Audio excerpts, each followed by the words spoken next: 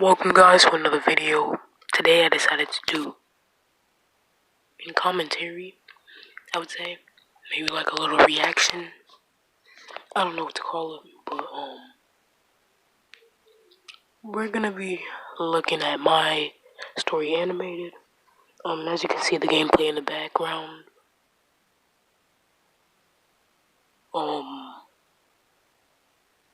So yeah, we watching. Someone has been living under my pillow for months. This fake story got to end for me. Alright, let's get into it. Hurrah! Hi everyone, my name is Sonia. I never asked. And recently, everybody around me has been convinced that I'm mentally ill. So everything started when I was working in a stock exchange office. I was making good money and It's funny because YouTube doesn't let me have money. I got to work with famous people. It was all great. I had a best friend in the office named Bridget, and I got to go home every night to my loving fiance Drew. Who kisses like that? That's weird. That's weird. That is weird. Bro, I'm mad confused right now. Who kisses like that? Tell me in the comments below, do y'all kiss like that? That's kind of low-key weird. It's weird. Like, what is that? You're not even kissing him. You're legit smacking your cheeks together. Pause on that. Drew. That was until one night when things started to get extremely weird. Drew began calling me nonstop, worried about how little I was home. His texts and calls were starting to drive me insane. I think I would be worried too, because you're never home. But that's just me. Like, leave my guy alone, he didn't do anything. I got that he was concerned, but his behavior made hardly any sense. But it wasn't just my fiancé. I noticed that my best friend Bridget was behaving really weirdly. She started showing up to work in really What car is that? I want to know what type of car is that. Expensive cars, wore only designer clothes, and her face looked like a doll from all the plastic surgery she'd gotten. Yeah, she looks like an off-brand Barbie. Just look. What is that? When I asked her where she had gotten all this money, she said, "I'll tell you when the time is right." So, what do you mean I'll tell you when the time is right? It's money. It's not like she's gonna steal it, is she? I'm low-key curious. I did something I shouldn't have. I snuck into Bridget's office one day when she wasn't at work. She's still in. She's still in. She's still in. She's still in. At work. The thought of uncovering her secret was just too tempting. About 5 minutes in, I had barely found anything and I was starting to feel crazy. I had even sniffed her dirty shirt in her office closet. Why? Why? Just why? Why? Thinking I'd smell a rich man's cologne, but it smelled like it hasn't been washed in years. Ew! Finally, I found a paper, and what was on it changed my opinion of Bridget. She had been stealing money from her This is going to be my game pick. No questions asked. Her clients for the past few weeks, and not just $20 here or there. It had been hundreds of thousands of dollars. But what was most shocking was that at the end of my list, I saw my name and credit card number, and I wasn't even one of her clients.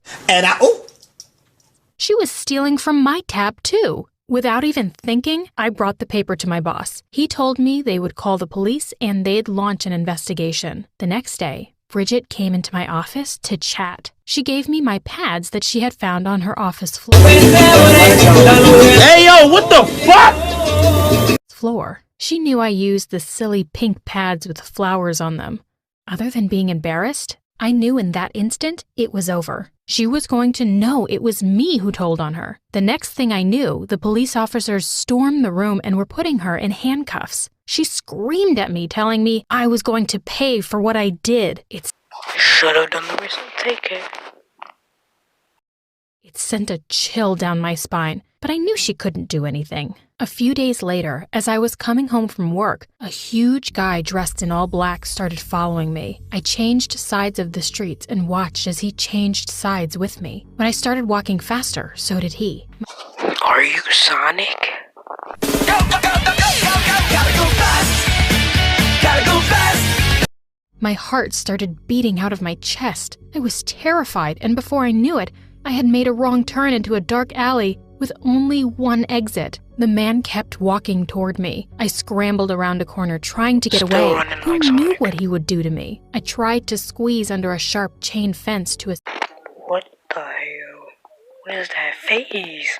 To escape, but my hips got stuck. Really my story? Did you really have to do that, bro? I could hear him walking closer and closer to me as I struggled to get out. I couldn't die here. Finally, I managed to pry the fence up just enough to squeeze my body, but my lower part got stuck. Was I going to die because of my curves? I pushed the hardest I could until I passed through, but it completely ripped the front of my shirt open. I walked home covering my chest, embarrassed and terrified. I wanted Drew to comfort me, but instead he started yelling, asking why my shirt was torn apart. Someone tried to hurt me. I thought that these words would stop Drew from being angry at me, but it only made him go crazier. So I mumbled nervously, "A hippo attacked me." You could have said anything else but a hippo. I don't know how that came out, but he totally saw through my lie. I was stressed when I walked into work the next morning. Lucky for me, my boss said he was going to send me to a conference a few hours away where I would have to stay in a hotel. I would have a chance to get away from the creepy stalker. But when I arrived at the conference, things were really tense. I tried talking to clients and other stock exchange workers, but all of them looked at me like I was a ghost. That's tough.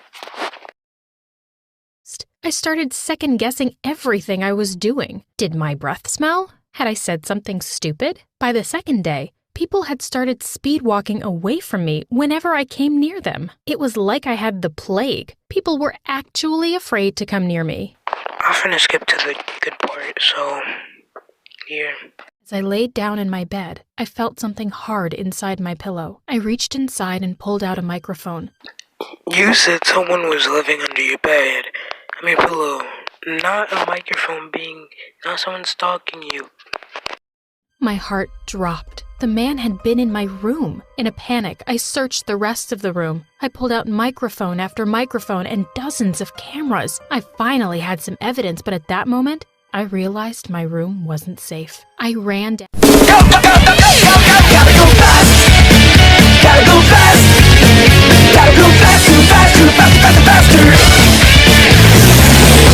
Down to the lobby, sobbing. I told the manager I was being stalked and someone had bugged my room. The cops came and escorted me up to the room. I felt totally relieved. This was going to be the end of all the drama with Bridget. But when we entered the room, there was nothing there. All the microphones, all the cameras, they were all gone. That's when I lost it. I started screaming about how they had to believe me. I told them I was being stalked, that I was in danger. I blocked the hall, telling them that they couldn't leave me. That's when the medical team showed up. They tried to get me to calm down, but I fought against them. One of them grabbed me and slapped handcuffs on me. They tossed me in the back of the car and brought me to a facility. You're going to jail now. You're going to jail now. Nothing you can do. Goodbye. When they threw me in that creepy, all-white room, I knew I was in trouble. They told me I had imagined the whole thing, but I knew that wasn't true. I was being stalked. I had seen the microphones and the wires. I stood up with my hands handcuffed behind me, and I managed to move the doctor out of the way. I'm gonna skip to the good part. The subway in tears and called Drew. He picked up, sounded excited to talk to me. He told me he had a surprise for me and asked where I was. I told him I was on my way back to the hotel, but I was in tears. I broke down about everything. The stalker, the police arresting me, the bugs in the room. He sounded shocked, but he tried to calm me down. He told me to just come home. We could go to the police together and he would keep me safe, even if it meant me stopping my job for a while. I felt calm for the first time in days. We would get to the bottom of this together, and everything would be okay. But right before Drew hung up, I heard something from Drew's phone. It was the subway announcer, only it wasn't for our home city. It was for the city I was in. Next thing you know, he's the stalker.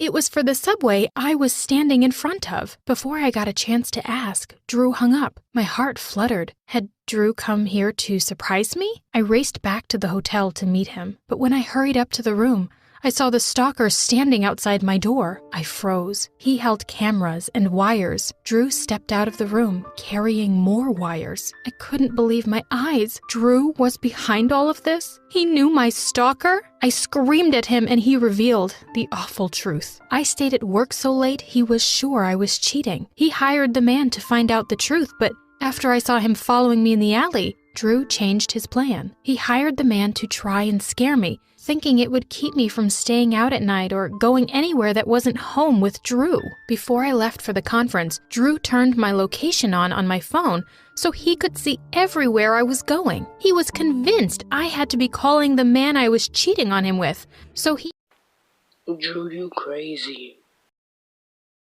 He had the investigator put wires in my pillow and cameras in my room. He had even told people at the conference to stay away from me so I wouldn't cheat with anyone else. I was shocked. He had put my business at risk and had nearly put me in a mental hospital. I told Drew that we were done, and I flew home to pack up my things. Turned out, Drew was the psycho one, not me. I was loyal to him the whole time, but that jerk didn't believe me and hired a creep to stalk me. I prefer to be alone rather than with someone who doesn't trust me. So what do you think of my story? Have you been with someone crazy like my ex-fiancé?